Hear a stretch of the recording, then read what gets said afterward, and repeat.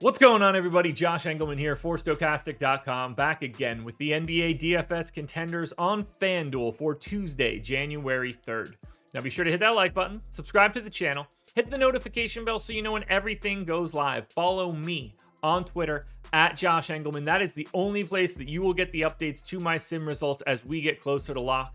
And finally, I want you guys to go check out BetMGM. They are the sponsor of this video. If you are looking for a risk-free bet of up to $1,000, there is a link in the description for you. Just follow the instructions. You're going to be in good shape. This is the deal that you're looking for, folks, so make sure you're taking advantage. Now, we're going to round out the bottom of my top 10 with Shai Gilgeous-Alexander, Jaylen Brown, Malik Monk, Kelly Olynyk, and Giannis Antetokounmpo on the outside looking in.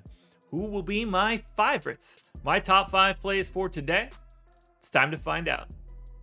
In first at number 5, I'm taking a look at Marcus Smart. He's point guard, shooting guard eligible, 6,300, projected for 29. The goal is 41. He's in the optimal lineup 30% of the time. 32 minutes here for Marcus Smart. He's a 0.9 fantasy point per minute guy, 17% usage. We're talking about 11.5 points, 7 assists, maybe 4 rebounds, close to 2 stocks.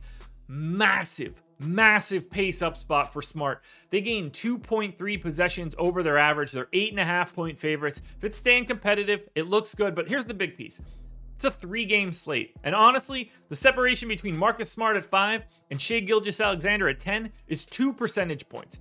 Basically nothing. If you're not a huge fan of Smart, that's fine. Knock him down a couple spots. If you're a big fan of Smart, you can conceivably move him up a little bit higher. This whole range is going to be pretty blurry, but for right now, getting someone from Boston against the Thunder just looks good. In at number 4, we've got another guy at 30% optimal. That's Lauri Markkanen, small forward, power forward eligible, 8,700, projected for 41.5. The goal is 53.5. He's in the optimal lineup 30% of the time.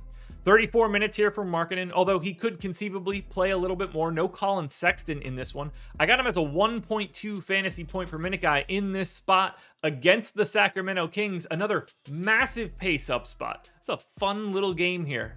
Jazz, Kings.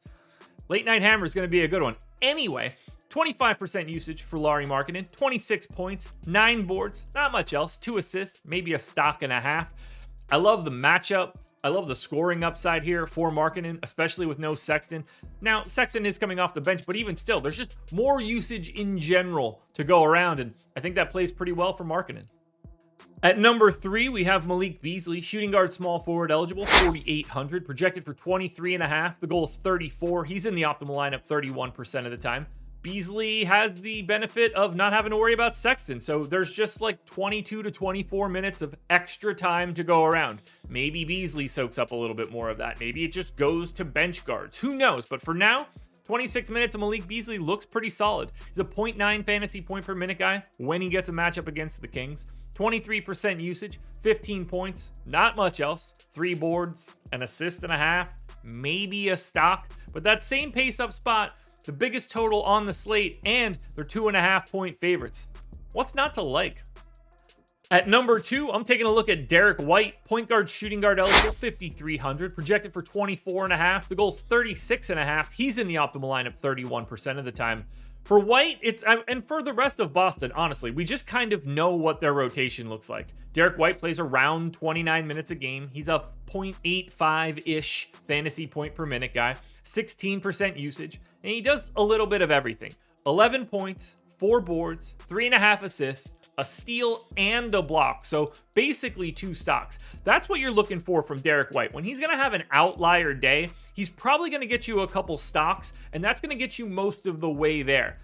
You hope a couple extra shots fall, and all of a sudden, he's paying off a $5,300 price tag.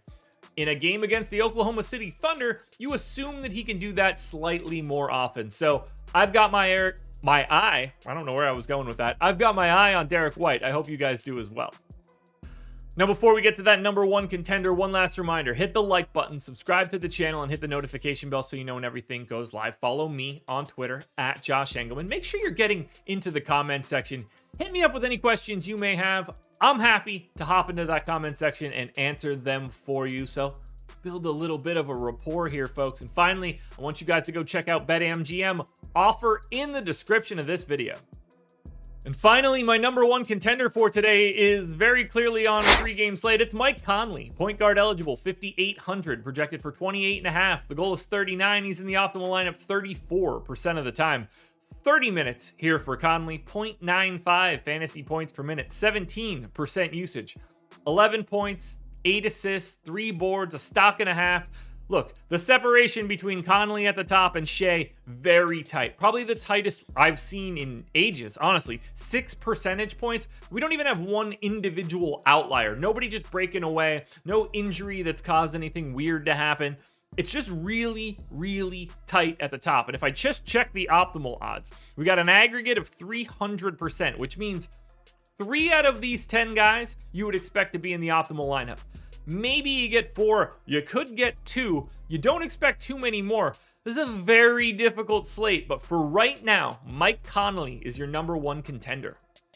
Alrighty, folks, that will do it. Those are my NBA DFS contenders on FanDuel for Tuesday, January 3rd. DraftKings version's around here somewhere, so check it out. Good luck tonight, everybody. Win some money. We are back again tomorrow morning for another edition of the Contenders.